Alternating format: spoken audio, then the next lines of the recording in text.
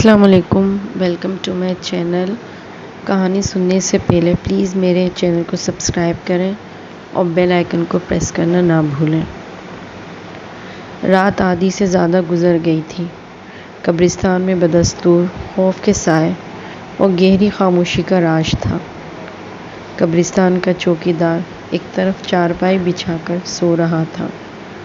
قبرستان کی سڑک پر ایک بار پھر گھوڑے کے قدموں کی آواز آئی۔ یہ شاید وہی تانگا تھا۔ یہ چلتے چلتے آ کر قبرستان کے گیٹ کے قریب رک گیا۔ تانگے میں سے ایک آدمی باہر آیا۔ وہ کالے لباس میں ملبوس ایک بوڑھا آدمی تھا جس نے کمر کو ایک طرف جھکا رکھا تھا۔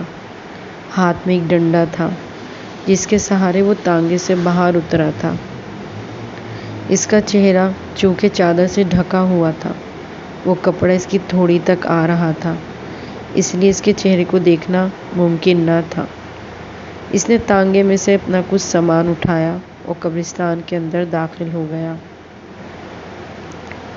اس وقت چاند کی روشنی آ رہی تھی۔ وہ اس روشنی میں بآسانی قبروں پہ سے گزرنے لگا، ساتھ ساتھ ہر قبر کو غور سے دیکھتا بھی جاتا۔ اس کو کسی قبر کی تلاش تھی۔ وہ اپنے ڈنڈے کو زمین پر مارتا ہوا ہر ایک قبر کا جائزہ لے رہا تھا۔ پھر اس نے اپنے قدموں کے نیچے ایک آدھ بنی ہوئی قبر کو دیکھا۔ یہ شاید وہی قبر تھی جو وہ چند افراد خوف کے مارے چھوڑ کر بھاگ گئے تھے۔ اس نے جھک کر ہاتھ سے قبر کی مٹی اٹھائی۔ مٹی ایک دم تازی تھی، جو اس بات کا ثبوت تھی کہ یہ قبر ایک دم تازہ ہے، جس کی تلاش میں یہ یہاں آیا تھا۔ اس نے ایک بار مٹی کو سونگھا، پھر نیچے پھینک دی اور اپنے کاندھے پہ سے سامان نیچے اتارا، جو کہ ایک بیلچہ تھا۔ اس نے پھر اس کی مدد سے قبر کو کھودنا شروع کر دیا۔ اس کے ہاتھوں میں بڑی تیزی تھی، لگ رہا تھا کہ یہ اس کام میں ماہر ہے۔ جلدی اس نے قبر کی ساری مٹی نکال لی۔ پھر اس کے سامنے ایک مردہ آ گیا، جس کو دیکھ کر اس کے چہرے پر مسکان آ گئی۔ اس نے قبر میں داخل ہو کے مردے کو باہر نکالا۔ سفید کفن میں وہ مردہ اس کے سامنے پڑا تھا۔ اس نے پھر اپنے پیچھے سے ایک تیز دھار چاقو نکالا۔ اس نے اس مردے کے کفن کو پھاڑ دیا۔ پھر کفن ہٹا کر اس نے چاقو کی نوک سے مردے کے سینے میں اتار دی۔ خون کے ساتھ ہی مردے کا سینہ چاک ہو گیا۔ پھر وہ چاقو سے اس کے سینے میں زور زور سے ضربے لگانے لگ گیا۔ اپنا ہاتھ مردے کے سینے میں ڈال کر اس کا دل نکال لیا۔ بوڑھے کے دونوں ہاتھ خون سے آلودہ ہو گئے۔ اس نے دل کو اپنی ناک کے قریب لا کر ایک بار سونگھا، پھر تیزی سے اپنے دانتوں میں دبا کر کچا کچ کھانے لگا۔ اس بوڑھے کی حرکتیں دیکھ کر شاید قبر میں پڑے مردے بھی اس سے خوف زدہ ہو رہے ہوں گے۔ پھر دل کو کھانے کے بعد گردے، اتڑیاں، پتہ نہیں کیا کیا کھانے لگا۔ پھر وہی کالا کتا اس کے قریب آ کر غو غو کرنے لگا اور اپنی دم ہلانے لگا۔ تو بھی میرے پیچھے آ گیا؟ اس نے گردے کا ٹکڑا منہ میں چباتے ہوئے کہا۔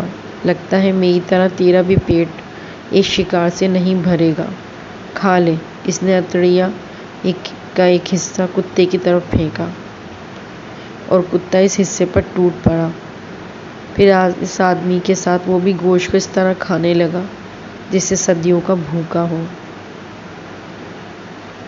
ایک بار پھر بوڑھے نے چاقو اٹھا کر اس مردے کے ماتھے پہ رکھا اور ایک اینٹ سے اس پر ضرب لگانے لگا۔ پھر مردے کی کھوپڑی اس کے سر سے الگ ہو گئی۔ کھوپڑی کو ہاتھ میں لے کر اس میں اپنا منہ ڈال کر چپڑ چپڑ کھانے لگا۔ پھر کھوپڑی خالی کر کے اپنے کتے کے سامنے پھینک دی، جس پر کتا تیزی سے جھپٹ پڑا۔ اچانک قبرستان میں کسی بھیڑیے کی آواز نے ہلچل مچا دی۔ بوڑھے کی توجہ بھی اس طرف ہو گئی۔ مجھے پتا ہے تو یہیں کہیں ہے، آج کی رات تو پھر جاگا ہے، ملے گا تجھے بھی حصہ ملے گا۔ میرے بچے تو بھی بھوکا ہے، بوڑھا زور زور سے سر کو ہلا کر بولا۔ قبرستان کا چوکیدار جو بڑے مزے سے سو رہا تھا، اپنے قریب کھڑے گھوڑے کی آواز سے اٹھ کھڑا ہوا۔ اس نے جلدی سے اپنی چپلیں پہنی اور چاروں طرف دیکھنے لگا۔ اس کو قریب ہی تانگا کھڑا دکھائی دیا۔ اس نے بولا، یہ تو وہی تانگا ہے جو اکثر رات کو یہاں سے گزرتا ہے۔ پھر یاد آیا کہ ابھی تو اس تانگے پر زخمی آدمی کو سوار کر کے اسپتال بھیجا تھا، یہ یہاں کیسے آ گیا؟ پھر اچانک اس کو کتے کی آواز قبرستان کے اندر سے آتے سنائی دی اور ساتھ ہی ہڈیاں چبانے کی آواز آنے لگی۔ پھر وہی کتا آ گیا ہے، ابھی اس کی خبر لیتا ہوں، چوکیدار نے ایک موٹا ڈنڈا اٹھاتے ہوئے کہا اور قبرستان کی طرف تیزی سے جانے لگا۔ کتے کی آواز سے اندازہ لگا کے یہ قبرستان کے قریب آ گیا۔ پھر چاند کی چاندنی میں اس نے کتے کو بھی دیکھ لیا جو پتہ نہیں کیا کہہ رہا تھا۔ چوکیدار نے ڈنڈا فضا میں اٹھاتے ہوئے کہا، جا یہاں سے، آج میں تجھے زندہ نہیں چھوڑوں گا، تجھے آج مار کے ہی دم لوں گا۔ کتے نے اچانک اس کی طرف دیکھا جو اس کی طرف بھاگا آ رہا تھا۔ چوکیدار کی نظر ایک دم کتے کے قریب پڑے بیٹھے کسی انسانی وجود پر پڑی۔ اس کو دیکھ کر چوکیدار ایک دم رک گیا۔ کون ہے وہاں؟ سامنے آؤ، چوکیدار ہکلاتے ہوئے بولا۔ چاند کی کافی روشنی تھی۔ قبر پر بیٹھے وجود نے اس کی آواز سن کر اس کی طرف دیکھا۔ اس کے چہرے پر کپڑا نہیں تھا۔ چاند کی روشنی میں اس کا چہرہ صاف نظر آ رہا تھا۔ چوکیدار کی ایک ہیبت ناک چیخ نکلی، ہاتھ میں سے ڈنڈا چھوٹ کے زمین پہ جا گرا۔ انتہائی خوفناک شکل تھی اس کی۔ اس کا چہرہ کسی جھلسے ہوئے چمڑے جیسا تھا جس پر بے تحاشا خاردار لکیریں، ضرورت سے زیادہ لمبی ٹیڑھی ناک، کچلے گال، اس کی چھوٹی چھوٹی آنکھیں جن میں ایک آنکھ کانی تھی اور دوسری بھی انسانی آنکھ سے مختلف تھی، ٹیڑھے میڑھے دانت جن میں 2 دانت باہر کی طرف نکلے ہوئے تھے، منہ سے ٹپکتا انسانی خون۔ چوکیدار نے جب یہ منظر دیکھا تو وہاں سے بھاگنا چاہا، لیکن اس کے پاؤں ایسے ہو گئے جیسے من کے بھاری ہوں۔ جیسے ہی اس کو ذرا ہوش آیا، اس نے دیوانہ وار پیچھے کی طرف بھاگنا شروع کر دیا۔ بھونکتا ہوا کالا کتا اس کے پیچھے لگ گیا۔ چوکیدار چیختا چلاتا قبروں کے اوپر سے بھاگنے لگ گیا۔ اس کو کوئی ہوش نہ رہا تھا، بس اتنا کہ قبرستان سے باہر نکل جائے۔ جیسے تیسے اس نے قبرستان کا گیٹ پار کیا، اتنے میں کتا بھاگتا ہوا آیا اور اس کے لیتے ہوئے زمین پر جا گرا۔ کتا اس کو کھاتا رہا۔ قریب ہی بھیڑیے کی آواز آئی جس کو سن کر کتا ڈر کے بھاگ گیا۔ چوکیدار نے چاہا کہ اب وہ یہاں سے بھاگ جائے، مگر ایک دم قبرستان کی دیوار سے کسی بہت بڑی شے نے زیر قند کی اور تانگے کے قریب آ کر کھڑی ہو گئی۔ چوکیدار نے چونک کر اس کی طرف دیکھا۔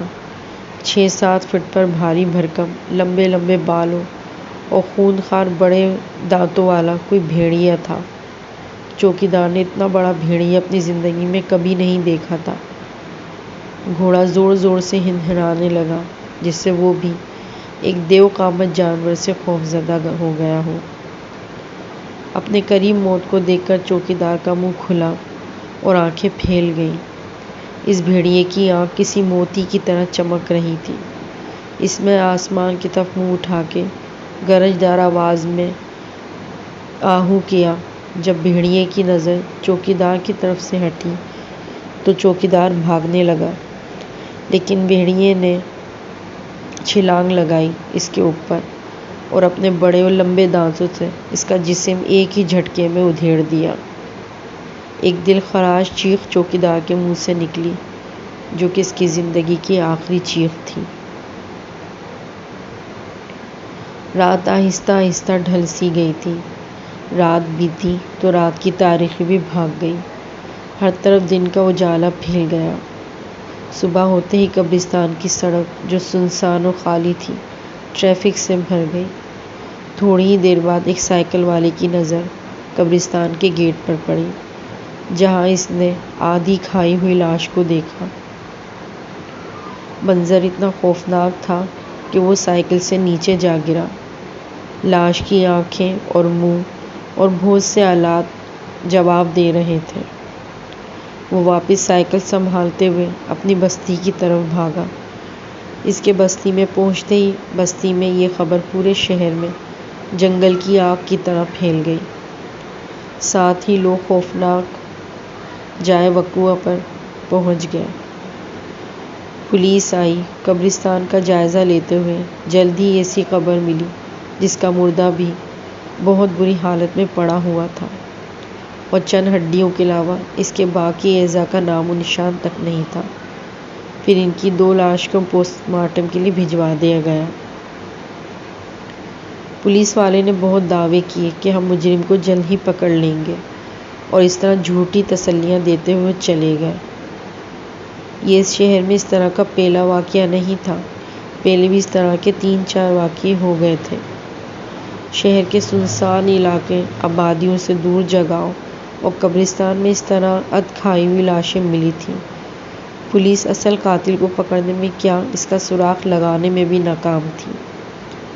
اس طرح کے واقعات کا نتیجہ یہ بھی نکلا کہ پورے شہر میں ویرانی سی چھا گئی۔ رات کو تو گھروں سے باہر نکلنا ہر طرف ہو کا عالم ہوتا۔ اس کے ساتھ بسوں، اڈوں، ریلوے اسٹیشنوں پر ہجوم سا ہونے لگا۔ ہر طرف رش ہی رش ہوتا، کیونکہ یہاں کے لوگ ڈر سے یہاں سے نقل مکانی کرنے لگ گئے تھے، یعنی لوگوں نے اپنا بوریا بستر یہاں سے کسی اور جگہ شفٹ کر لیا۔ اس وقت بھی شہر کے بڑے اسٹیشن پر بہت زیادہ رش تھا، لوگوں کی بھاگم بھاگی جاری تھی۔ ان لوگوں کے بیچ ایک پتلا دبلا لڑکا اپنا بیگ لے کر ایک بینچ پر بیٹھا ہوا تھا۔ اس کا نام اکرم تھا، جو واپس اپنے گاؤں، اپنے والدین کے پاس جا رہا تھا۔ وہ 2 سال قبل نوکری کی تلاش میں اس شہر میں آن بسا۔ یہاں اس کی اچھی تو نہیں، لیکن گزارے کے جتنی نوکری لگ گئی تھی اور تنخواہ بھی مناسب ہی تھی۔ مگر پھر اس شہر کے خوفناک واقعے دوسرے شہروں میں بھی پھیلنے لگے۔ جب اس کے ماں باپ کو اس شہر کے حالات کا پتہ چلا تو انہوں نے فوراً اس کو خط لکھ کے واپس آنے کا بولا۔ جسے اس کو خط ملا، اس نے اپنا سامان باندھا اور تیار ہو گیا۔ جلد ہی ریل گاڑی کی آواز سبھی لوگوں کو سنائی دی اور سبھی کو سکھ کا سانس آیا۔ ساتھ ہی سبھی مسافروں میں دھکم پیل شروع ہو گئی۔ گاڑی سے اترنے والے مسافر تو کم تھے، لیکن جانے والے گنتی میں شمار نہیں ہو سکتے تھے۔ اکرم بہت محنت اور مشکل سے ٹرین کے ایک ڈبے میں داخل ہو گیا۔ ڈبے میں رش تو تھا، مگر اس کو سیٹ ڈھونڈنے میں زیادہ دیر نہیں لگی۔ اکرم اپنی جگہ بیٹھ گیا۔ ساتھ ہی ٹرین کے ہارن کی آواز آئی۔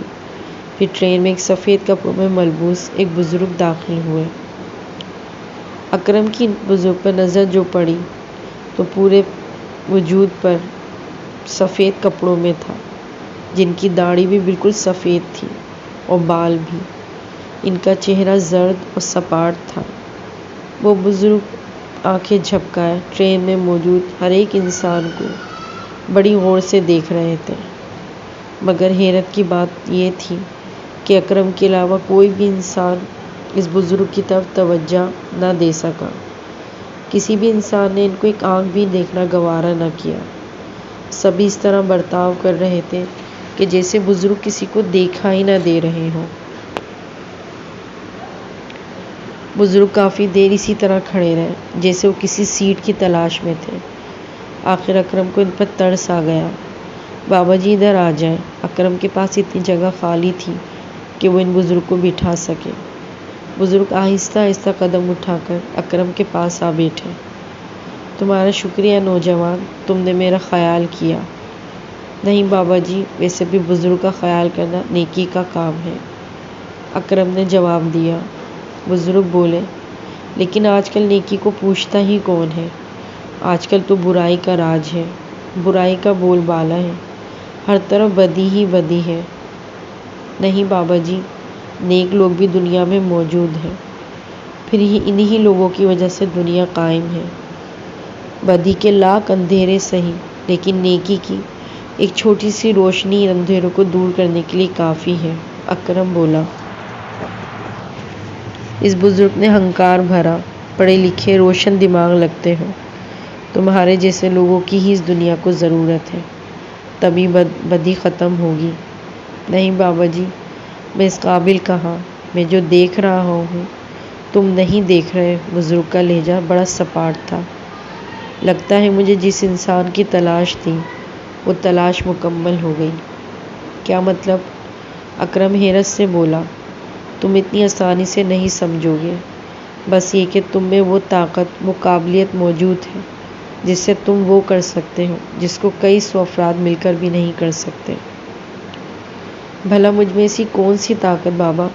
اکرم بولا۔ تم حیوانی مخلوق کو مار سکتے ہو۔ کیسی حیوانی مخلوق؟ بابا یہ وہ مخلوق ہے جو ہر روپ دھارے گوشت اور خون کی طلب کرتی ہے۔ اکرم کو لگا جسے بابا کی دماغی حالت ٹھیک نہیں ہے۔ میری دماغی حالت بالکل ٹھیک ہے، بابا بولے۔ اکرم یہ سن کر چونک سا گیا۔